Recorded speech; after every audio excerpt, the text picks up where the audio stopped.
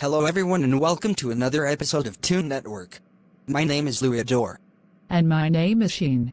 We want to thank all those who have emailed us concerning the welfare of Moise Jean Charles. As stated, we only present the news as it is unveiled. Yes, my brothers and sisters, as Sheen have mentioned, we receive tons of information from invisible correspondents. Some of them does not even sign their names nor leave a point of contact. Yes, we can imagine the reasons for being anonymous. I truly hope our viewers can feel and understand as well. We'll be right back after a brief pause.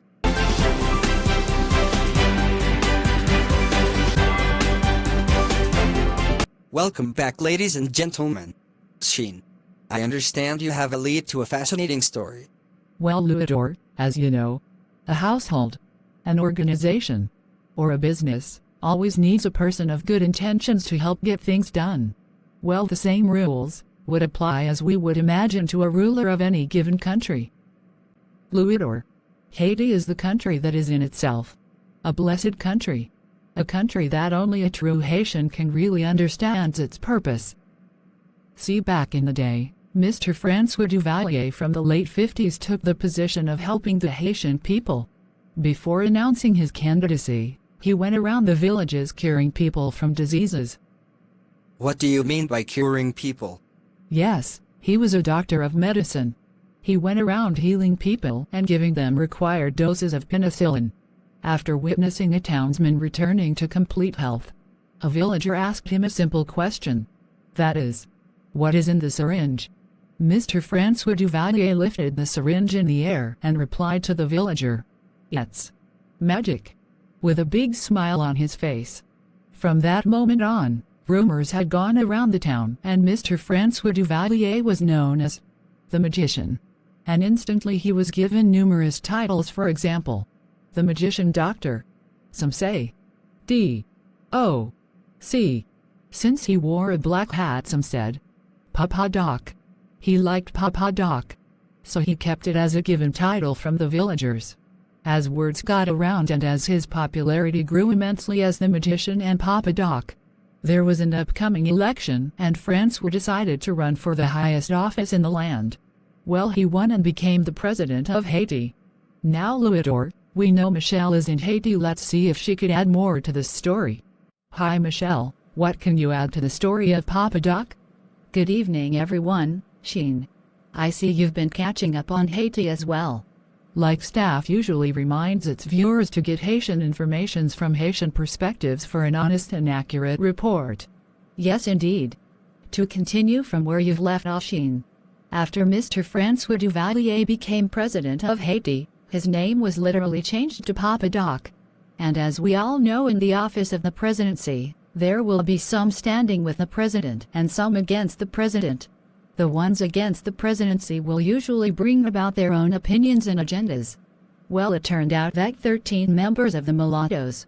For those unfamiliar with this terminology, they are mixed Haitians. Some say they are messed up and confused Haitians that didn't want to be governed by a dark-skinned Haitian president.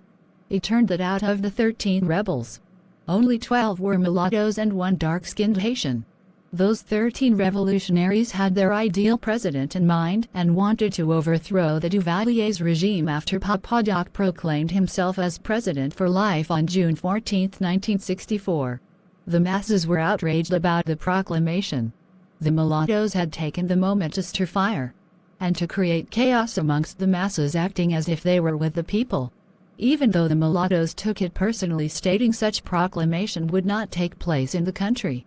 Well, you know, in any country, an attempt by a citizen to overthrow a sitting president, if and when caught, is called for the death penalty. Papa Doc had learned of the situation and had dispatched his officers to the city of Jérémie. On August 5, 1964, Duvalier issued arrest warrants to all infidels. This is very serious, Michelle. The mulattoes stood fast as they didn't want to adhere to Duvalier's arrest order, have decided to fill their households with food, weapons and ammunitions. Yes. That day over 30 family members were killed as the rebels didn't want to surrender.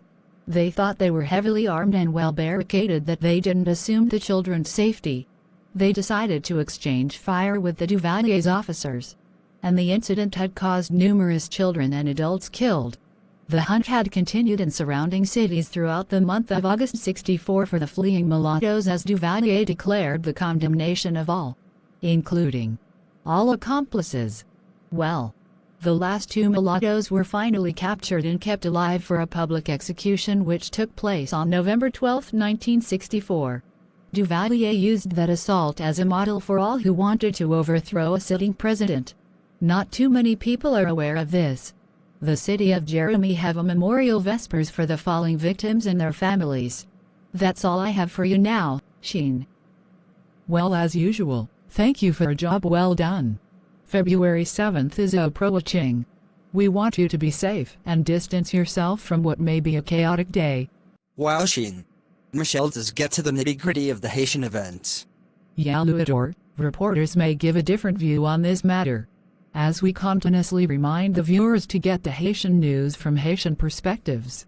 If you have any information you want to share with us, please email us at lougay60@yahoo.com.